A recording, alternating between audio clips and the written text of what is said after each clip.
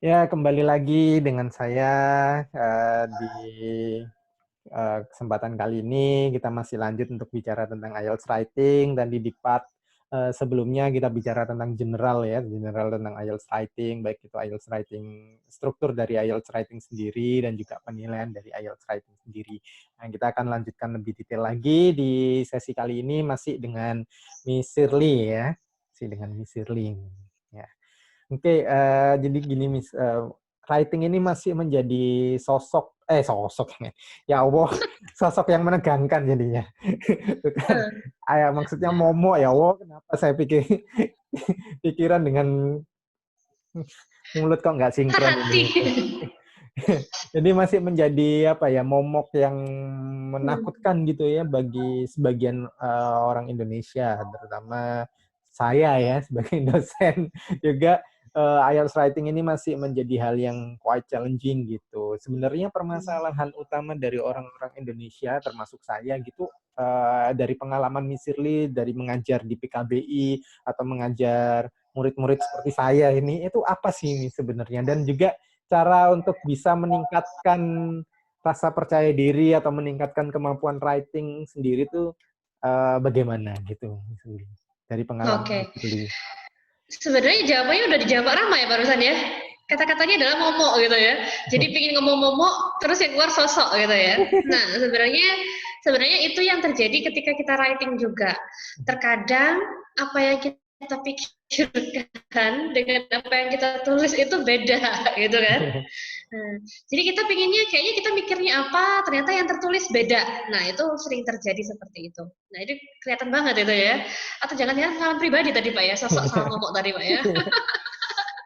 Nah, mungkin kalau kita belajar tentang retorik gitu ya, retorika berbahasa, ketika kita ngomongin tentang uh, American, for example, they tend to be straightforward. Jadi lurus gitu. Mau ngomong apa langsung gitu. Misalnya katakanlah ketika kita nonton-nonton di film atau nonton-nonton di video gitu ya. Ketika makanannya enak, mereka kan bilang enak. Ketika nggak enak, ya sudah mereka bilang it tastes too salty. Nah, seperti itu.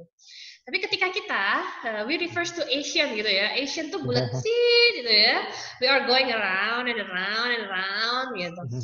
Jadi kalau misalnya kita mau ngomong masakannya enak nggak sih? Kita pasti ngomong enak kok, tak enak kok sebenarnya. Padahal kita muter-muter gitu ya. Apalagi kalau misalnya kita akhir bulan datang ke rumah teman gitu ya, kita tanya dulu kabarnya, tanya Ujung-ujungnya misalnya pinjam duit. apa, ujung-ujungnya pinjam duit kan ujung-ujungnya gitu ya lama. Dan itu adalah sebenarnya biasanya akan kebawa ketika menulis. Jadi kita nulis itu kayaknya nggak cukup kalau cuma singkat pada jelas itu nggak cukup gitu. Maunya tuh yang panjang dan lebar, tapi akhirnya adalah it turns out to be complicated. Jadi bulat gitu. Padahal kalau kita ngomongin IELTS writing gitu ya, memang tidak ada batas maksimal jumlah kata, tapi ada batas minimalnya. Jadi untuk tas 1 kita punya minimal 150, untuk tas 2 kita minimal 250 gitu ya. Boleh nggak Miss nulis 1.000 kata ya? Jangan gitu ya, karena waktunya juga terbatas gitu ya. Waktunya juga cuma 1 jam untuk 2 tas ini gitu. Jadi alokasinya kurang lebih tas 1 harus paling tidak setidaknya bisa dikerjakan dalam waktu 20 menit, sedangkan tas 2 normalnya adalah 40 menit gitu. Jadi kalau misalnya kita nulisnya sampai 300 ke atas itu pasti akan you have to work hard with the time management. Mungkin seperti itu. Jadi pertama tadi adalah apa yang dipikiran tidak sama dengan yang ditulis gitu ya. Keduanya kita terlalu bulat itu memang adalah budaya kita gitu ya. Dan memang ini adalah cara-cara berpikir kita juga harus diubah juga gitu ya. Kalau tadi di sesi di sesi sebelumnya misalnya Pak Rahmat sempat ngomong apakah bahasanya harus mendayu-dayu dan lain sebagainya gitu ya. Mungkin kali ini untuk keperluan academic testingnya mungkin we have to straightforward gitu. Kita harus mau ngomongin apa. Baru ketika kita ngomongin academic writing yang lain, memang gitu ya, bahasanya harus bikin penasaran dan lain sebagainya. Nah ini jangan gitu. Nah biasanya faktor yang lain lagi adalah terkadang kita tuh menganggap soal atau topik yang diberikan tuh terlalu remeh. Jadi kayaknya kalau kita menjelaskan sesuatu tuh kayaknya duh masa gini aja dijelasin sih, pasti udah tahu, gitu kan, pasti udah tahu, pasti ini, masa gini aja dijelasin. Nah, itu biasanya adalah ketika dalam writing itu sebisa mungkin kita berpikir bahwa the examiner know nothing gitu kan. Jadi kita bisa lebih ekspresif untuk menjelaskan maunya kita apa gitu. Mungkin gitu ya, sesuatu yang bahkan itu sangat sederhana gitu ya, mungkin sangat-sangat bisa membantu gitu ya dalam tulisan kita agar semakin bagus juga dan semakin bisa menjawab examiner expectation, sebenarnya seperti itu. Jadi jangan yang merasa apa ya, nggak penting, itu sesuatu yang nggak penting dijelasin. Mungkin bisa penting gitu ya kalau kita bisa menatanya dengan cantik gitu. Mungkin satu lagi adalah the power of planning tadi yang sudah kita bahas di sesi sebelumnya. Uh, Planning itu penting ya sih, penting banget gitu ya untuk menata bahwa kita adalah so that we have apa ya, we keep on the right track. Jadi kita tetap ada jalannya. Misalnya di awal, oke, soalnya seperti ini, paragrafnya ada berapa, mau nulis apa di paragraf 1, 2, 3, dan 4, ketika sudah ada itu dan sudah fix sebelum kita menulis gitu ya, tapi jangan terlalu lama juga gitu ya. Dan itu adalah akan sangat membantu nanti ketika kita organizing the ideas. Biasanya ketika misalnya menulis tanpa ada planning, biasanya jatuhnya adalah akan kemana-mana gitu ya. Dan kalau kemana-mana nanti kontennya itu yang terancam gitu. Jadi kadang gini, kadang kita juga lupa gitu ya. Kadang kita samalah, misalnya kayak gini, kita ngomongin tentang contoh gampangnya, some people prefer to eat in the restaurant while some others prefer to eat at home, misalnya. Describe, misalnya kita harus menjelaskan, explain, misalnya, the advantages and disadvantages of these two, gitu ya. Kita nggak usah jauh-jauh deh, ngomongin introduction dulu, gitu. Kadang kita berpikir bahwa, oke, katanya kalau di introduction itu kan harus menjelaskan yang awal dulu nih, gitu. Ngambilnya starting point-nya terlalu jauh gitu kan. Ngambil point starting jauh, misalnya eating in the restaurant sama eating at home. Berarti kita pakai apa ya? Eating gitu ya. Kadang kita sukanya nulisnya eating dulu. Eating is one of misalnya is one of important activities gitu ya that we have to do in everyday life. Nah, kita ngomong lagi, apa ya lanjutannya ya? Karena harus nyambung. Without eating gitu ya, we cannot survive and do a number of activities. Nah, ini masih jauh nih dari eating in the restaurant sama eating at home gitu ya. Karena bisa-bisa dia akan ngomongin tentang favorite food atau ngomongin tentang yang lain. Nah, maka dari itu sebenarnya ketika kita ngomongin tentang IELTS writing, kita harus straightforward tadi. Misalnya kita langsung ngomong bahwa eating in the restaurant and eating at home is now gitu ya, becoming two different, misalnya two different perspectives chosen by people. Nah, seperti itu.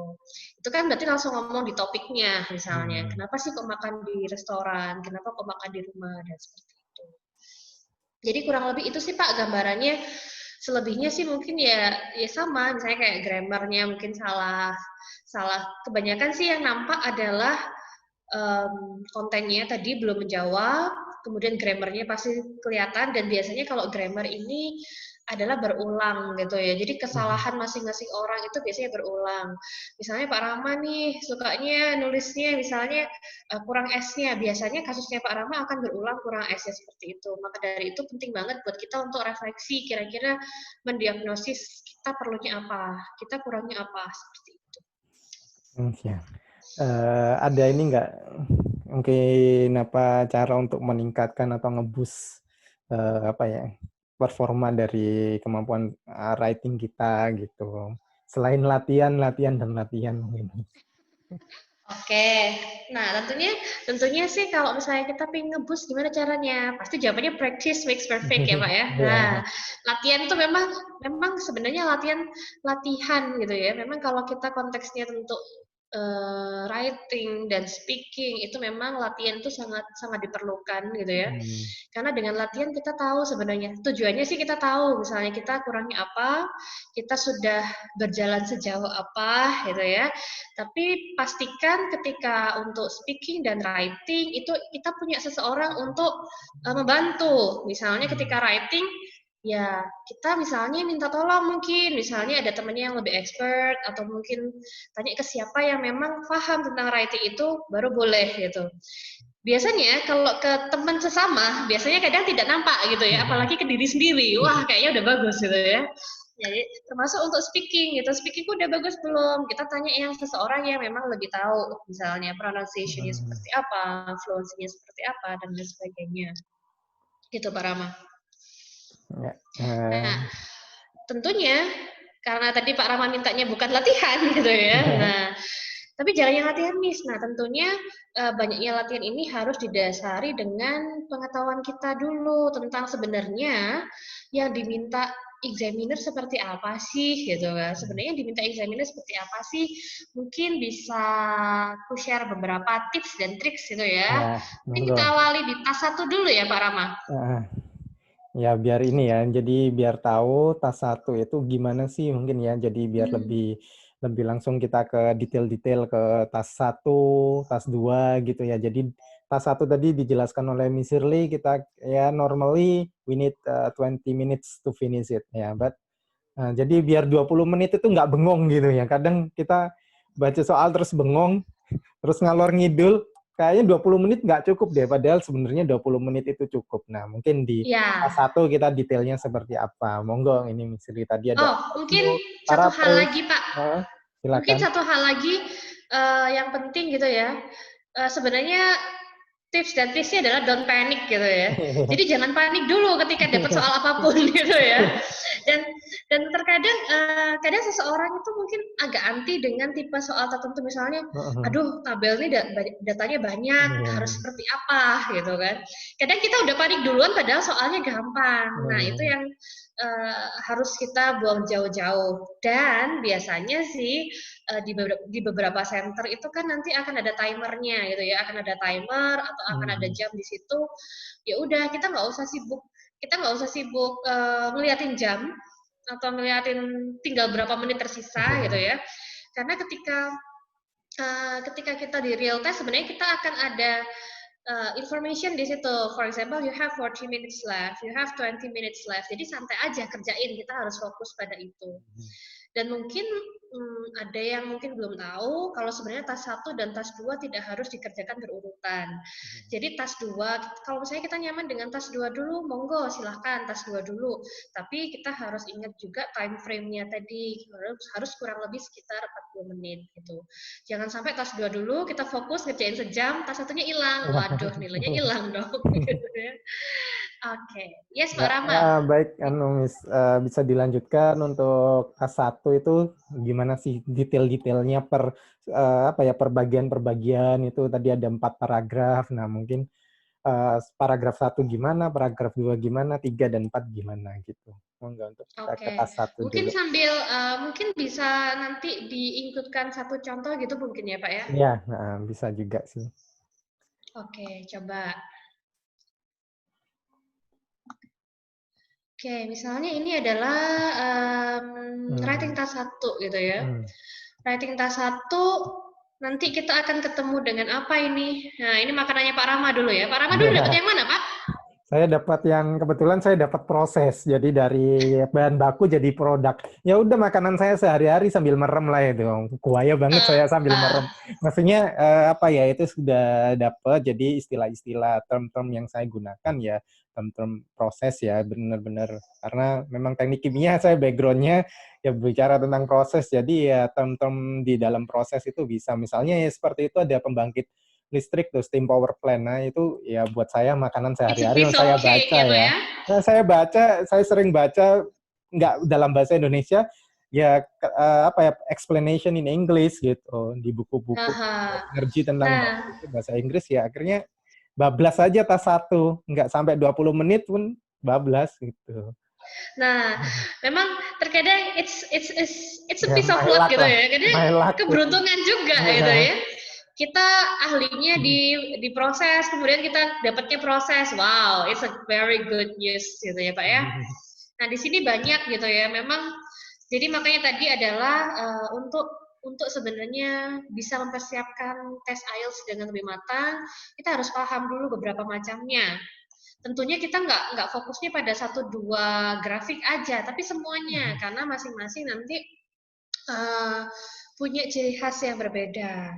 Misalnya mungkin pertama kita bahas tentang bar chart, pie chart, line chart, itu seperti apa. Biasanya kita ngomongin trennya, gitu kan. Kemudian kalau kita ngomongin table, kita lihat kira-kira mana yang dikelompokkan. Jadi table itu kita tidak membahasnya dari atas ke bawah atau dari kanan ke kiri, tapi kira-kira data itu ketika dikelompokkan seperti apa. Nah, kalau proses tadi katanya makanannya Pak Rama ya. Nah, kita harus tahu juga kira-kira kalau proses kita ngomongin apa gitu kan. Apakah itu adalah man-made gitu ya, apakah itu natural, stepnya juga harus benar dari awal sampai akhir, dan kata-katanya juga pastinya harus pas. Dan di situ terakhir ada maps gitu ya, dan kita masih punya multiple graph di situ. Nah, yang harus kita lakukan sebenarnya banyak tadi ya, nulis 150 minimal, waktunya 20 menit gitu ya. Dan bobotnya adalah 1 kali tas 1 dan 2 kali tas 2 tadi. Penilaiannya tadi sudah dijelaskan di sesi sebelumnya gitu ya, ada task achievement atau konten, ada coherence atau cohesion, ada lexical resource, dan juga ada grammatical range and accuracy. Nah, pastinya adalah ini yang penting sebenarnya ya. You can demonstrate that you can clearly communicate in English. Terkadang tulisan kita kalau dibaca-baca itu masih berasa Jawanya gitu ya. Misalnya contohnya English. adalah Japanese English gitu ya. Walaupun memang sekarang ada word Englishes gitu ya, di mana kita boleh pakai logat-logat yang lain, tapi ketika academic writing itu agak-agak sounds English dan sounds Indonesian itu kadang kerasa gitu ya, to my personal experience. Jadi kayak misalnya contohnya mau nulis itu juga dapat meningkatkan kesehatan misalnya gitu ya, meningkatkan kualitas kesehatan. It also can, biasanya gitu ya. It also can improve the quality of the health. Itu banyak sekali yang pakai kayak gitu. Padahal harusnya adalah it can also. Nah, itulah di situ juga contoh yang simple untuk menunjukkan bahwa benar-benar kita communicate in English, not in Indonesian gitu ya. Ya, walaupun memang ketika kita ngomongin bahasa Indonesia dan bahasa Inggris memang sedikit banyak sama, tapi pastinya ada hal yang memang berbeda. Dan kemudian adalah kita harus benar-benar tahu maunya examiner apa. Ketika tas 1, misalnya kita harus tahu trennya seperti apa, bagaimana cara mengkategorisasikan misalnya datanya, gitu kan. Bagaimana nanti proporsinya, mungkin kita akan bahas lebih lanjut ketika overview nanti, gitu ya. Nah, apa yang harus dilakukan? Tentunya ketika sudah latihan, gitu ya, kita harus tahu kita biasanya bikin salah di mana. Kemudian harus membaca instruksinya dengan benar gitu ya. Ada juga nih, pernah ada satu kasus di mana itu gambarnya sebenarnya table gitu ya. Kemudian mungkin karena keseringan latihannya pie chart gitu ya, akhirnya tulisannya adalah the pie chart, ya, the pie chart compares, kok jadi pie chart, padahal sebenarnya itu adalah tables gitu ya. Jadi hati-hati juga di situ bahwa instruksinya seperti apa. Nah, tadi sudah kita bahas juga bahwa ketika di tas 1 kita punya paraphrase, kita punya overview dan detail, maka berikutnya yang harus dilakukan adalah paraphrasing. Jadi jangan sekedar copy and paste, soalnya apa di copy paste lagi, apalagi dalam hal proses gitu ya. Jangan yang first, second, third, fourth, fifth, kita harus paraphrase lagi bentuknya seperti apa. Karena kalau seperti itu ya that's not the IELTS writing, atau paling tidak nilainya juga tidak akan bisa maksimal. Mungkin paraphrase questions nanti bisa dibahas gitu ya. Kemudian signposting. Nah, ini mungkin masuk dalam ranah coherence dan cohesion. Jadi tadi sempat dibahas juga bahwa you have to think that the examiner know nothing. Jadi jangan kita mikir bahwa examiner tahu semuanya sehingga kita sembrono gitu ya, sehingga kita membuang apapun itu yang sebenarnya penting, termasuk transition. Jadi misalnya awal nih paraphrase, kira-kira kata-katanya yang pas apa? Kita bisa pakai the graph describes, atau misalnya the map shows that bla bla bla. Kemudian paragraf kedua kita punya overview. Mungkin kita pakai kata-kata overall. Apalagi Pak Rama? In general, In generally. general, Gitu. generally. Nah, jadi sebenarnya kata-kata itu bukan kata-kata yang nggak penting ya. Jadi kata-kata itu adalah penanda bahwa this one is the overview paragraph gitu. Termasuk di paragraf details itu misalnya kita membawa misalnya the most significant change is another noticeable change seperti itu. Jadi benar-benar yang antara paragraf 1, 2, 3, dan 4 itu benar-benar seia sekata gitu. Jadi nggak kayak apa ya, terpisah gitu ya, segmented atau fragmented, tidak seperti itu. Dan kalau yang saya lakukan sih sebenarnya kadang kan kita ketika real test kadang ada juga yang heboh untuk menghitung jumlah kata. Udah bener belum sih jumlah katanya nih gitu ya. Udah 150 atau 250 belum ya gitu. Akhirnya nggak nulis tapi ngitung 1 2 3 4 5 6 7 8 9 10 dan seperti itu. Atau bahkan ada yang ngitungnya dikali aja, misalnya satu baris itu berapa kata dikali jumlah baris. Tapi terkadang ini tidak begitu akurat. Oleh karena itu mungkin gitu ya, the one that I did sebenarnya ketika misalnya nanti ingin mengambil paper based test, itu adalah you have to practice on the IELTS answer sheet. Jadi kayaknya kita harus benar-benar mencoba untuk mengerjakan itu di real answer sheet-nya gitu. Mungkin kita banyak kok misalnya di googling itu banyak misalnya space-nya seperti apa. Dengan begitu, ketika kita menulis, kita menghitung jumlah kata, kita akan terbiasa sebenarnya. Oh, untuk menulis 150 harus berapa lines.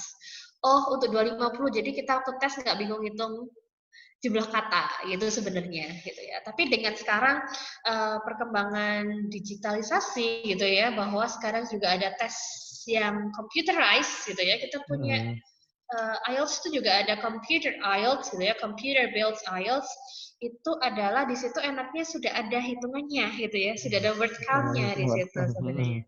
Mungkin kalau misalnya mau ngambil computer IELTS itu mungkin tidak perlu dirisaukan lagi. Nah, kita juga harus tahu bagaimana mendeskripsikan perubahan. Nah, sempat kita bahas sedikit ya, misalnya rise, increase, go up, grow, itu mungkin naik ya naik aja gitu. Ya naik biasa, misalnya seperti itu. Atau kita nggak tahu caranya naik seperti apa, mungkin kita bisa tambahkan rise dramatically. Atau misalnya, biasanya sukanya Pak Rama kayaknya significantly gitu ya Pak ya. Nah, tremendously. Nah, ketika kita sudah pakai boom, rocket surge, itu adalah sudah menampakkan bahwa naiknya sangat signifikan, misalnya gitu. Surge, langsung sangat naik. Begitupun dengan fall, decline, decrease, drop, itu ya turun ya standar aja. Kalau dip itu turun, habis itu naik. Plunge dan plummet itu turun banget. Nah, di sini berikutnya adalah vocab-vocab yang adverb-adverb yang bisa kita gunakan untuk mendukung adjektif yang kita gunakan tadi gitu ya. Kita bisa pakai dramatically kalau memang sangat nampak perubahannya. Nah, kalau misalnya biasa-biasa aja mungkin kita bisa bilang noticeably. Noticeably itu ya kelihatan lah bedanya gitu ya, atau moderately. Kalau sangat sedikit bedanya mungkin kita bisa pakai slightly or minimally gitu ya. Jadi memang kita harus punya collections of vocabulary that you can use appropriately gitu ya. Jadi turun pun untuk menjelaskan turun banyak sebenarnya. Untuk menjelaskan naik pun banyak. Jadi jangan hanya depend on one word, decrease and increase, sudah gitu ya. Atau bahkan dulu ada yang lucu juga ya, jadi bingung antara ini increase atau decrease, jadinya in decrease. Ada seperti itu ya. Nah, ini kadang nanti apa ya, jadi gini, ketika nanti kita dalam proses latihan gitu ya, dalam proses preparing for the real test, itu benar-benar mungkin kita coba lepas dari kamus dulu, baru kemudian kita cek misalnya. Setelah selesai kita cek misalnya, benar nggak sih ada kata-kata in decrease itu ada gitu ya. Atau bisa juga kadang memang kita gitu ya, kalau secara konsep bahasa, you tend to create something which is not English, but sounds English. Misalnya kita dapat topik tentang illegal logging gitu ya. Illegal logging. Terus kita bilang tentang reboisasi. Apa sih reboisasi itu? Kita bilangnya reboisation. It sounds English, right? Nah, kalau kalau ngomongin bahasanya kan kayaknya emang kedengarannya bahasa Inggris ya, Asian, karena kita punya improvisation, globalization gitu. Nah, dan itu adalah memang sounds English tapi bukan bahasa Inggris gitu. Dan itu memang sering muncul juga ketika di IELTS. Jadi lucu-lucu juga gitu ya. Dan pastikan dulu juga pernah ada satu kasus di mana sebenarnya dia oke juga gitu ya, tapi karena mungkin lagi lapar gitu ya, nulisnya adalah kepanjangan gitu ya. Misalnya food gitu. It should be double O, tapi nulisnya kayaknya kalau nggak salah triple or four I guess. Jadi mungkin nanti pastikan sebelum real test itu siap jiwa dan raga gitu ya. Oke, jadi masih banyak gitu ya. Dan ini planning tadi, jadi kita ketika dapat soal, kita paling tidak gambarkan adalah paragraf 1, paraphrase questions-nya, 2 overview-nya, kemudian details-nya. Kita pilih kira-kira mana yang masuk di paragraf ketiga dan mana yang masuk di paragraf keempat. Jadi jangan sampai paragraf 3 dan 4 tumpang tindih, jadi itu nanti akan berulang-ulang dan that's not good gitu. Jadi benar-benar kita pilih dan pilah, kita benar-benar bikin kategorisasi mana untuk paragraf detail 3 dan 4. Dan nanti kita akan bahas overview-nya gitu ya, tenses-nya. Nah, Miss, apakah harus belajar 16 tenses all together? Sepertinya enggak gitu ya. Good news-nya sih enggak gitu ya. Tapi kita harus tahu yang pas misalnya. Biasanya sih mostly kita akan pakai present gitu ya. Kalau misalnya tahunnya sekarang atau nggak ada tahunnya itu secara present. Tapi kalau sudah ada tahun misalnya the data showed the number of misalnya the amounts of income in 1987 itu pasti sudah otomatis kita pakai past tense. Ketika ngomongin tentang projections, ketika kita ngomongin tentang predictions, sudah pasti itu adalah future. Selain itu present. Tapi tentunya walaupun kita past, present dan future tidak yang sekompleks misalnya ada yang continuous gitu ya. Dan ini harus dihati-hati penggunaan tenses continuous itu biasanya akan berulang-ulang. Jadi kalau bisa sih sepertinya tidak banyak konteks yang kita harus pakai continuous gitu. Jadi mungkin diminimalisir ketika tidak begitu penting gitu. Nah, accurate data gitu ya. Datanya harus akurat gitu ya. Sudah benar trennya, tapi datanya beda, misalnya 96,5, kita nulisnya 69,5, itu kan cuma beda angka 6 dan 9, but it is so serious. Nah, tadi sudah dibahas juga opinion, kita nggak boleh opini di tas 1.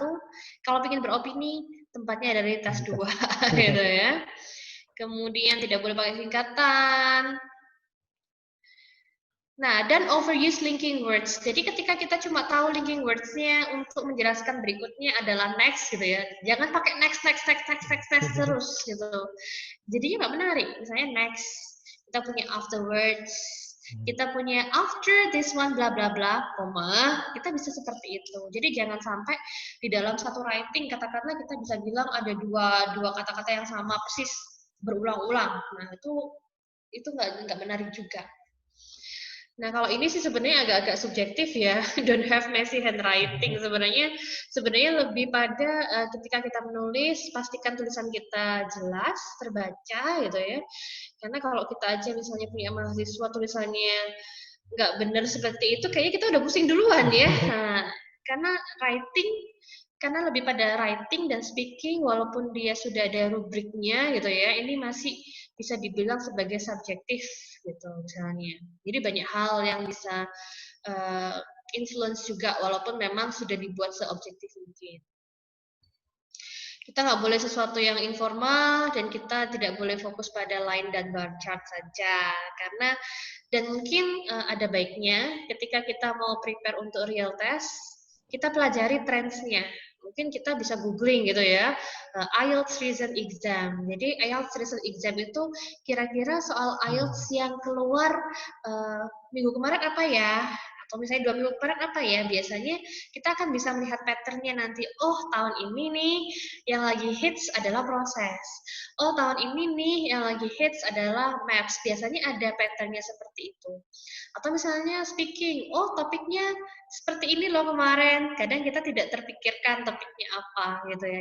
Jadi mungkin ada baiknya kita juga belajar pattern apa gitu ya. Tentunya tanpa mengesampingkan jenis yang lain.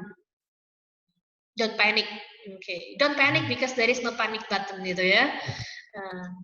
Oke. Nah, mungkin hal yang penting sebenarnya, hal yang penting di writing task 1, kalau paraphrase sih gampang ya. Paraphrase kan sebenarnya cuma mengubah kalimat itu menjadi sesuatu yang bermakna sama, gitu. Maknanya harus sama, bukan serupa, tapi sama. Itu aja. Kita bisa pakai sinonim, kita bisa mengubah bentuk kalimatnya, dan lain sebagainya. Mungkin yang jadi momok gitu Pak ya. Yang jadi momok adalah yang di sini, overview-nya. Nah, overview ini apa sih? Overview itu kalau kita bilang adalah summary of the main or most important points. Jadi sebenarnya ketika kita dapat gambar itu, apa sih yang kita pikirkan dari gambar itu kira-kira tentang apa? Nah, itu adalah overview-nya. Biasanya panjangnya adalah 2 to 3 sentences long and should be the second paragraph. Jadi tempatnya overview itu adalah di paragraf kedua. Nah, terkadang kita juga harus hati-hati ketika kita belajar secara mandiri, kita cari-cari literatur sendiri. Itu sering kali ketika task 1 itu yang katanya overview itu letaknya adalah di bawah. Menjadi agak-agak overlapping dengan conclusion. Akhirnya berpikir bahwa conclusion-nya ada, padahal sebenarnya adalah you don't need any conclusion in writing task 1. Gitu. Nah, seperti ini lagi, paraphrase, overview, details. Nah, untuk menulis apa namanya? Overview itu kan ya. Di sini adalah kata-katanya adalah general terms. Jadi di overview pun kita tidak memasukkan data secara spesifik, misalnya, oh grafik A naik misalnya 50%, mungkin tidak, mungkin kita ganti dengan half misalnya, atau misalnya twice higher, misalnya seperti itu. Jadi di sini adalah apa yang bisa kita lihat secara visual.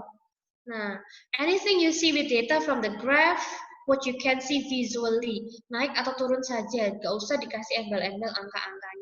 Karena nanti ketika angka-angka sudah di situ, habis detailnya, kita nggak bisa ngomong apa-apa gitu ya. Yang perlu diingat adalah jangan sampai sesuatu yang dijelaskan itu menjadi dijelaskan berkali-kali. Jadi harus yang sangat-sangat efektif seperti itu. Nah, misalnya ini contohnya gitu ya, ada 7 regions. Kemudian apa yang dilihat nih? Ada 7 negara. Oh, kemudian yang tertinggi ada berapa nih? Ada 3, ada Europe, ada North America, ada Asia. Kemudian yang kecil ada 4, semacam itu. Jadi benar-benar kita cuma lihat aja. You don't care about sebenarnya persentase Eropa berapa sih? North America berapa sih? Nah, itu nanti jatahnya details. Gitu kan? Dan sebenarnya ketika kita membaca overview seperti ini, itu sebenarnya adalah kita akan langsung dapat gambaran details kita seperti apa. Kalau seperti ini, gambarannya adalah pasti di details pertama kita akan ngomongin 3 terbesar, details berikutnya kita akan ngomongin 4 yang terkecil.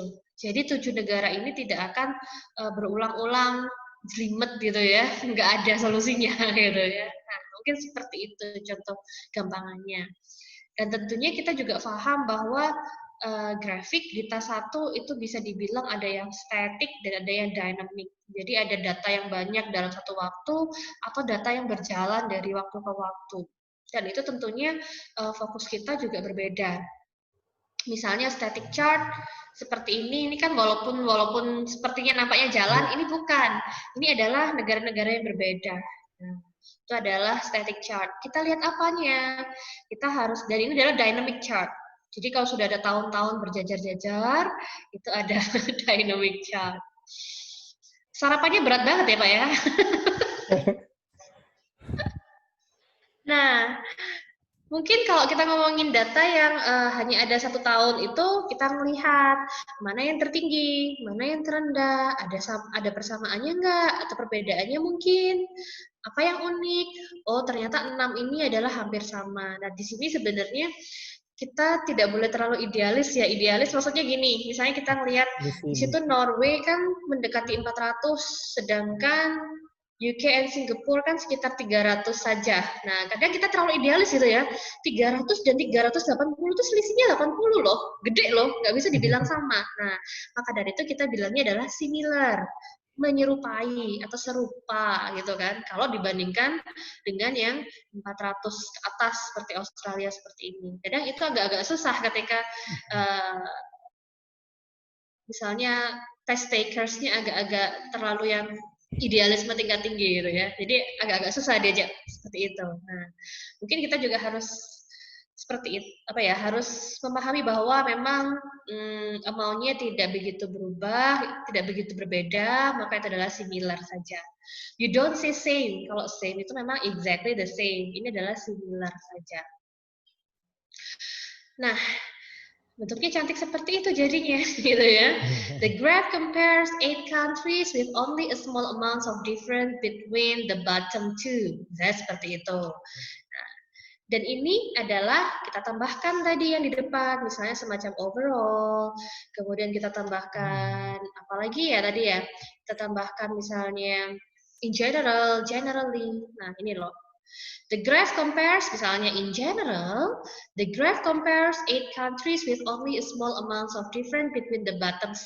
Karena kita bilangnya 1, 2, 3, 4, 5, 6. Australia and Switzerland have the highest average wealth. Nah, ini juga ketika kita ngomongin the highest, the best, biasanya kita ngomongin adalah pasti yang tertinggi, dan itu biasanya 1 gitu ya. Kita ngomongnya agak-agak fleksibel aja ya, yang tertinggi bisa 2 atau bisa 3 gitu ya, yang pastinya dia lebih tinggi dari yang lain. Nah, with Switzerland averaging nearly double the value of the 2 bottom countries. Nah, di sini kita tahu Switzerland jumlahnya mendekati 600, memang bukan 600 gitu ya. Maka kita bilangnya adalah close to 600, misalnya gitu ya, di detail ya. Atau misalnya 2 kalinya dari yang bawah, kan kita bilang double. Sekali lagi, ketika overview memang kita tidak menyebutkan 600K di sini, tapi kita menyebutkan adalah semacam double, semacam half, atau semacam trends-nya naik atau turun, atau yang tertinggi dan terendah saja. Karena nanti itu jatahnya detail, jadi masing-masing bagian ada jatahnya sendiri-sendiri. Nah, kalau dynamic, kita harus lihat awal dan akhir, starting point-nya. Jadi kita kadang ketika dynamic, kita mikirnya, oh naik lagi, turun, naik lagi. Kita terus bingung, trennya sebenarnya naik apa turun gitu. Jadi untuk menunjukkan trennya naik atau turun itu adalah kita lihat starting point dan end point-nya.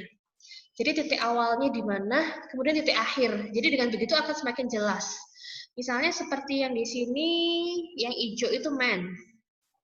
Men itu mulainya sekitar 3 ribuan, ternyata berakhirnya sekitar 14 ribu, itu sudah jelas terlihat gitu ya. Nah, women awalnya di 4 ribu gitu ya, kemudian sempat naik dan sempat turun. Nah, kadang kan kita bilang turun ya trennya ya, padahal trennya adalah juga naik gitu kan. Trennya sama-sama naik, cuma memang di tahun 2013 itu dia pernah mengalami puncaknya semacam itu. Jadi kita bisa jelaskan itu di detailsnya nanti.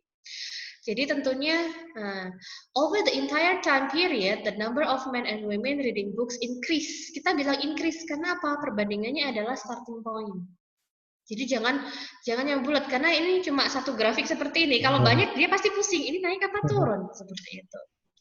Women saw a steady increase between bla bla bla before declining in 2014. Jadi dia menunjukkan itu gitu ya naiknya terus sebelum dia jatuh di 2014. While men increased gradually at first before rocketing up in the last 2 years. Jadi kemungkinan besar detailsnya akan satu ngomongin men, satu akan ngomongin women. Itu sangat-sangat mungkin.